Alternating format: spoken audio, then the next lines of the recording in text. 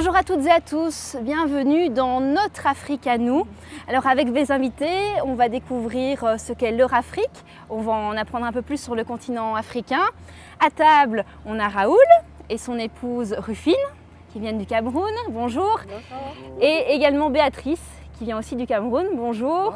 Bonjour. Alors vous êtes arrivés il n'y a pas tellement longtemps, hein, c'était l'année passée. Oui, nous sommes arrivés en juillet précisément, juillet 2017. On a atterri à Toronto et puis on est venu à Winnipeg. Ouais. Et donc vous êtes originaire du Cameroun, mais vous avez longtemps vécu au Congo, c'est ça? Oui, nous sommes originaires du Cameroun, mais on a fait 15 ans au Congo, donc on est des demi-congolais en fait. Ah. Mon fils, il dit qu'il est congolais, il n'est pas camerounais. Ouais. Puisqu'il est né au Congo. Quelles sont justement, quand il dit ça, quelles sont les grandes différences qu'on pourrait dire? On n'a pas les mêmes coutumes déjà.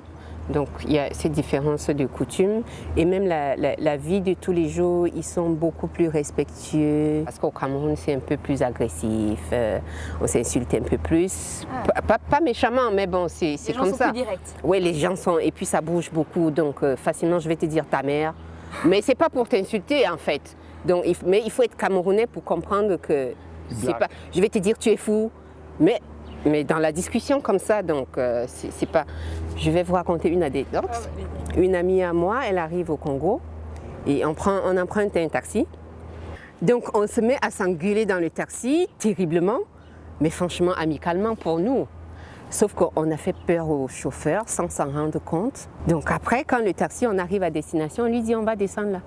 Il s'est tourné, il nous a dit vous deux, vous allez descendre ensemble. C'est après qu'on a dit, mais quelle différence de culture. Parce que chez nous, le chauffeur aurait dit, ah oui, allez-y, allez-y. Vous, Béatrice, donc, vous êtes aussi camerounaise, vous avez vécu au Gabon. Alors là aussi, quelles sont les grandes différences? Pas tellement.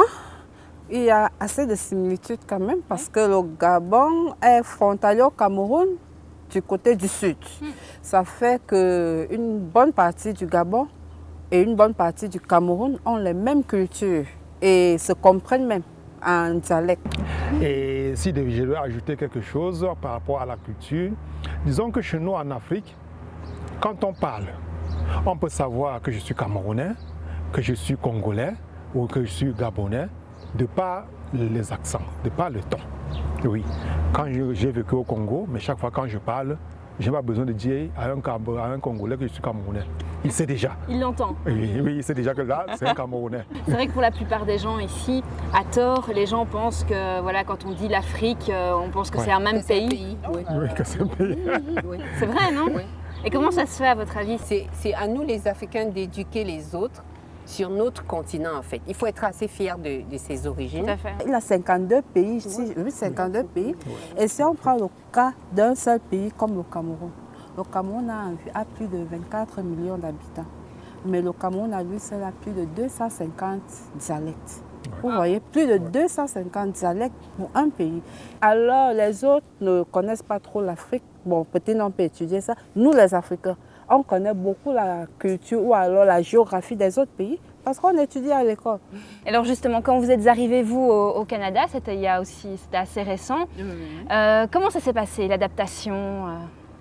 On a survécu. Au début, on va voir ce que c'est, on va découvrir l'hiver. Oui. Donc, on s'est adapté et puis ça va. Ça va, vous avez survécu? Oui, ça va. Génial. Et vous, comment ça s'est passé l'arrivée ici au Canada? Les enfants étaient tout excités de voir la neige. Donc mon fils tout le temps il me disait, mais maman tu as dit qu'il y aura la neige. Elle est où la neige? J'ai dit, mais là on est en plein été, tu ne peux pas voir la neige. Et le premier choc pour eux, c'est quand on arrive en plein été et à 20h, il y a du soleil plein dehors. Chez nous en Afrique à 18h. Et surtout qu'on n'a pas la chance d'avoir la lumière tout le temps. Donc parfois à 18h on a coupé le courant. Donc vraiment c'est de la vraie nuit noire. Il y a pas, tu peux rien voir à 1 mètre de toi. Tout est noir. Et donc on coupe le courant carrément à 18h? On coupe tout le temps, donc c'est notre quotidien là. On s'habitue à vivre avec. Et ceux qui ont un peu de moyens, au Congo où j'étais, ils ont des générateurs, des groupes électrogènes.